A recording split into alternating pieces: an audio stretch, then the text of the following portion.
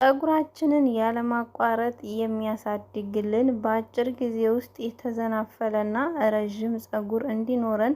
የሰዎችን ረዥም ፀጉር ስታይ የኔስ መቼ ነው የሚረዝም ለምትይው እህቴ ይሄ ላንች ነው።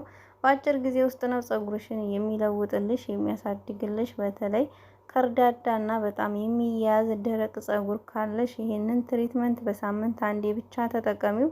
ባንዴ ነው የሚቀይርልሽ። ታመሰ ቤተሰቦቼ እንዴት ናችሁ? ደህና ናችሁ ሆይ? እኔ ጋር እግዚአብሔር ይመስገን ሁሉም ሰላም ነው።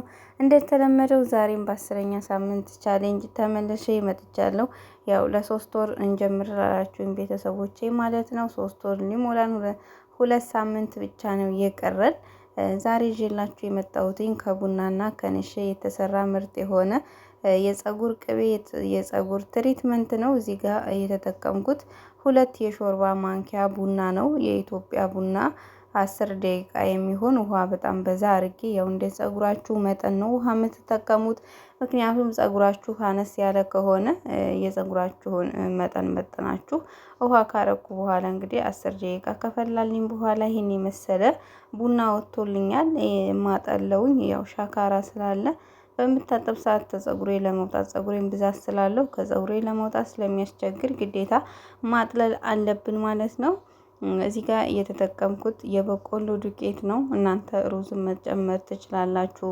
ፀጉራችሁን በጣም ነው የሚያለሰልሰው። 1 የሾርባ ማንኪያ ሙሉ ተጠቅም ያለሁኝ።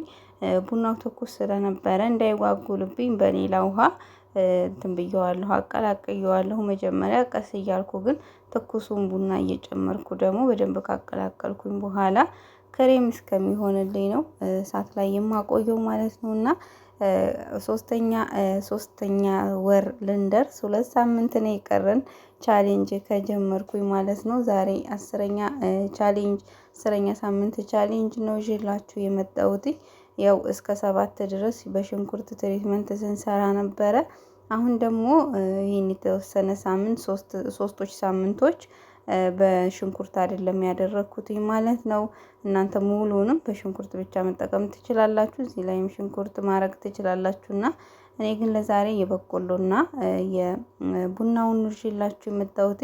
በተለይ ቡናው ደግሞ የፀጉራችሁ ቀዳዳዎች እንዲከፈቱና የምትጠቀሙት ቅባትም ሆነ ትሪትመንቶች ወደ ውስጥ እንዲገቡና በደንብ አድርጎ ፀጉራችሁ እንዲመገብ ያደርግላችኋል። በዛው ልክ ደግሞ ዘለላውን ራሱ በጣም ነው የሚያሳምርላችሁ። ንሻውም ቢሆን ፀጉራችሁን ልክ ልስልስ አድርጎ በጣም ያማረ እና ልክ እንደ ኮንዲሽነር ነው የሚጠቅማችሁ። እኔ በጣም ነው የሚመቸኝ፣ በጣም ነው የምወደው ማለት ነው። እዚህ ላይ እሳት ላይ በምታደርጉ ሰዓት እንግዲህ እኔ ሙሉውን ቡና ነው የተጠቀምኩት። እሳት ላይ በምታደርጉ ሰዓት እጃችሁ ማረፍ የለበትም። ምክንያቱም ለትንሽ ሰከንድ ከተዋችሁት ማማሰል ስለሚዋጉልባችሁ እጃችሁ ማረፍ የለም ማለት ነው። እንደምታዩት አሁን ላይ ክሬም እየሆነልኝ ነው የመጣው። በጣም ቆንጆ ነው። እዚህ ላይ የወይራ ዘይት ብቻ ጨምራችሁም ለፊታችሁ ለሰውነታችሁ መጠቀም ትችላላችሁ። እኔ ግን ያው ለፀጉሬ ስለነበረ ፊቴንም ተጠቅሜያለሁ። ግን ያው ለፀጉሬም በጣም ነው የምወደውና በጣም ምርጥዬ ትሪትመንት ነው። ያው ይሄን ትሪትመንት ስሰራ የመጀመሪያ አይደለም፣ ግን ደግሞ በዚህ መልኩ መጠቀም እንደምትችሉ ለማሳየት ነው እዤላችሁ የመጣሁት ማለት ነው። እየተቀባው ደግሞ የማሳያችሁ ነው የሚሆነው። ያው ቅባት አልጨመርኩም። ቅባት ደግሞ ፀጉሬን ብቻ ስለተቀባሁኝ ለዘለላውም ጭቃ ቅባት ስለተጠቀምኩኝ ምንም አይነት ትሪትመንቱ ላይ ቅባት አልጨመርኩኝም ማለት ነው። በጣም ቆንጆ ነው። እስከ ቪዲዮ ፍጻሜ አብራችሁን። ፀጉሬን ማታ ላይ ቅባት ተቀብቼው አድሬ እንደፈታሁት ነው። ፀጉሬ በአሁኑ ላይ የሆነ በጣም ድርቅ ያለ አይደለም፣ የተያያዘ አይደለም፣ አመዳም አልሆነም። ምክንያቱም ቅባት ቀብቼው አድሬ ስለነበረ ማለት ነው። ያው ፀጉሬ የሆነ ጥቁርም አይደለም ቀይም አይደለም፣ የሆነ ቡናማ ከለር ነው። በጣም ነው ከለሩን የምወደው። ብዙ ጊዜ ያው ሂና በከርከዴል እጠቀማለሁ፣ የቡና ትሪትመንቶችን እጠቀማለሁ እና እሱ ራሱ በጣም ነው ለፀጉር የሚመቸው። ፀጉሬ ያው እንደተለመደው ብዙ ጊዜ እኔ ፀጉሬ እርጥበት ሲያገኝ በጣም ስለሚሰበሰብ 2 ቦታ ከፍዬ እየከፋፈልኩኝ በትናንሹ ነው እንትን ምለው የማፍታታውም ሆነ የምቀባውም ማለት ነው። ምክንያቱም ለመቀባትም ሆነ ለማበጠርም የሚያመቸኝ በዚህ መልኩ ለሁለት ከከፈልኩት በኋላ ነው ቅባት ራሱ በምቀባ ሰዓት ሁለት ቦታ እንደዚህ ከፍዬ ነው በደንብ አድርጌ የማዳርሰው። እውነት ለመናገር ፀጉሬ ያን ያህል ረዥም ነው አልልም፣ ግን ደግሞ ከበፊቱ አንፃር በጣም ነው የረዘመልኝ። ያው አንዳንዴ የሆኑ ጭንቀቶች፣ ሀሳቦች በሚደራረቡ ሰዓት ደግሞ የሆነ የመነቀል አቅም አለው። ራሳችሁን በምትጥሉ ሰዓት ይነቀላል። ብዙም እንክብካቤን ብትሰጡ ውስጣዊ ጤንነታችሁ ሰላም ከሌለው ፀጉራችሁ በጣም ነው የሚነቃቀለው እና እኔ ብዙ ጊዜ አይቼዋለሁ። ብዙ ጊዜ ጭንቀት ምናምን በጣም ለመቀነስ ሞክሩ። አትጨነቁ፣ አታስቡ። ያው አትጨነቁ ማለት አይቻልም፣ ግን ደግሞ ያው ጭንቀቱንም ሆነ ሀሳቡን በልክ አድርጉት። በዛውም ልክ ደግሞ እንቅልፍና ምግብ ደግሞ በአግባቡ ተመገቡ። እንቅልፍም እረፍት አድርጉ። ብዙ ጊዜ ያው ፀጉራችን ለምን ይነቀላል እንላለን እንጂ ለፀጉራችን የሆነውን እንክብካቤም ሆነ ምግቡን አንሰጠውም ማለት ነው። ፀጉራችንም ሆነ የፊታችን ቆዳ እኛ በምንተኛ ሰዓት እኛ እረፍት ስናደርግ ስለሆነ እነሱ ደግሞ ምግብ የሚያገኙት እኛ በቂ እረፍት የማናደርግ ከሆነ ፀጉራችን የመነቃቀል አቅሙ በጣም ነው የሚበዛ። በቻላችሁት አቅም በቂ እንቅልፍ ለመተኛት ሞክሩ። እንዲሁም ደግሞ ውሃም ጠጡ። በጣም ብዙ የሚነቀልባችሁ ከሆነ ደግሞ ቫይታሚናችሁንም ቼክ አስደርጉ። ከዛ ውጪ ሁሉም ነገር በእንክብካቤ የሚመለስ ነው። በጣም አሪፍ ነው። ያው እንግዲህ ይህንን ትሪትመንት መጠቀም ከጀመርኩ አሁን አይደለም ጊዜ በጣም ቆይቷል። በዛው ልክ ደግሞ ለፀጉሬም ጠቅሞኛል። ለፀጉሬ ይሄ አልነበረም። ረዥም ፀጉር ሳይ በጣም ነበር የምቀናው እውነት ለመናገር። እግዚአብሔር ይመስገን አሁን ላይ ያው እንደምፈልገው ሆኖልኛል።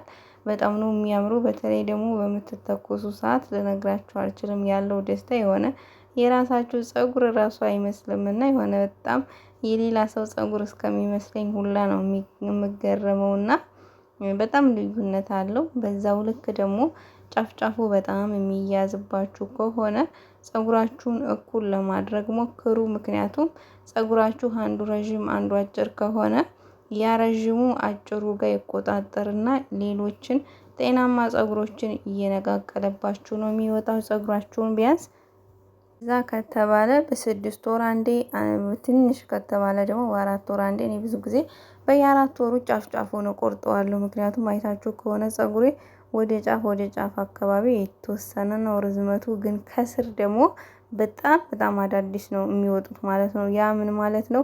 ፀጉሬ ቢነቀልም ቢሰባበርም አዳዲስ ከውስጥ እየተካ ነው የሚወጣውና ምንም እንትን የለውም። ግን ደግሞ ጫፉን ደግሞ የሆነ ጫፉ ትንሽ ረዘም በሚልብኝ ሰዓት እኩል አደርገዋለሁ፣ ቆርጠዋለሁ። በየአራት ወሩ ነው የምቆርጠውና እንደዚህ አድርጋችሁ ደግሞ በቤታችሁ ከኬሚካል ነፃ በጣም ወጪ ሳታወጡ ብዙ ክሬሞች በውድ ይገዛሉና ፀጉራችሁን ከመታጠባችሁ በፊት ተቀብታችሁ እንደማፍታቻ ያው ትሪትመንት ማለት ነው ገዝታችሁ ብዙ ብር አወጣችሁ ከምትገዙ ይልቅ ኬሚካል የሌለው በቤታችሁ በንጽህና የምታዘጋጁት ምንም አይነት ፀጉራችሁንም ሳይጎዳ እናንተም ወጫችሁን ሳይጎዳ በቤታችሁ ውስጥ በዚህ መልኩ አድርጋችሁ በቤታችሁ በምታገኙት ግብአት ፀጉራችሁንም ሆነ ፊታችሁን መንከባከብ ትችላላችሁ።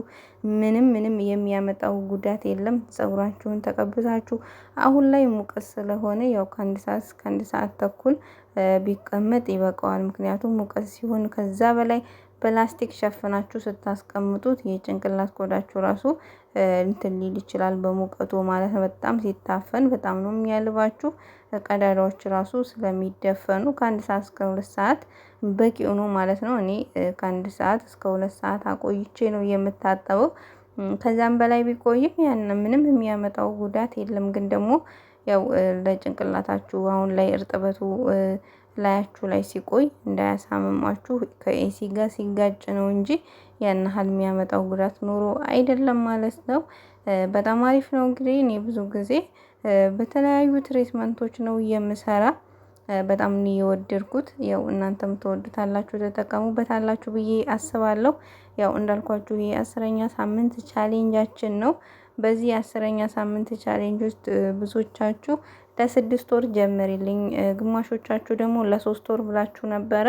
ለ3 ወር የጀመራችሁ እህቶቼ ምን አይነት ለውጥ ነው ያገኛችሁ? ምክንያቱም አሁን ላይ ሁለት ሳምንት ብቻ ነው የሚቀረው ማለት ነው 3 ወሩን ልንጨርስና ያው ያገኛችሁበትን ለውጥ ደግሞ በኮሜንት ብታሳውቁኝ በጣም ደስ ይለኛል። ያው ለዛሬ እንግዲህ እንደምታዩት ሁሉንም ፀጉሬን ቀብቼው አዳርሼው የትሪትመንቴን እንዳለ ጨርሼዋለሁ ማለት ትችላላችሁ። ፀጉሬ ብዛቱ ልነግራችሁ አልችልም። በጣም አድካሚ ነው። በተለይ በምትታጠቡ ሰዓት በጣም ነው የሚያደክመው። አንደኛ ትሪትመንት ተቀብቼ ራሱ የሆነ እንትን ስለው ባላንስ ነው የሚያጣና ወደ ኋላ ነው የሚጎትታችሁ ብዙ ትሪትመንት ስለሚይዝና ብዛት በጣም ነው ብዛት ያለው። እንደዚህ አድርጋችሁ እየተጠቀማችሁ የፀጉር ብዛታችሁን መመለስ ትችላላችሁ። ሌላ ሀሳብ አስተያየት ካላችሁ ደግሞ በኮሜንት አሳውቁኝ። እንደዚህ ተቀብታችሁ ሲጨርሱ ደግሞ ቅባትም ሆነ ማንኛውም ነገር ቢያንስ ከ10 እስከ 5 ደቂቃ የሚሆን ማሳጅ ማድረግ አትርሱ። ምክንያቱም የተቀባችሁት ነገር ወደ ውስጥ እንዲገባና የደም ዝውውራችሁ ደግሞ እንዲፋጠን ይረዳችኋል። በዚህ መልኩ ተቀብቼ ጨርሻለሁ። እንግዲህ ከ1 ሰዓት ተኩል በኋላ ከ1 ሰዓት እስከ 2 ሰዓት አቆይቼ የምታጠበው ነው የሚሆነው ማለት ነው። በጣም ደስ የሚል ትሪትመንት እና ቆንጆ ክሬም ነው። በጣም ነው የምትወዱት። ታመሰግኑኛላችሁ። የወጣችው ፀጉር ደግሞ ራሱ በጣም ትንሽዬ ነች፣ ያን ያህል አይደለም። በሌላ እስከምንገናኝ ቻው ቻው።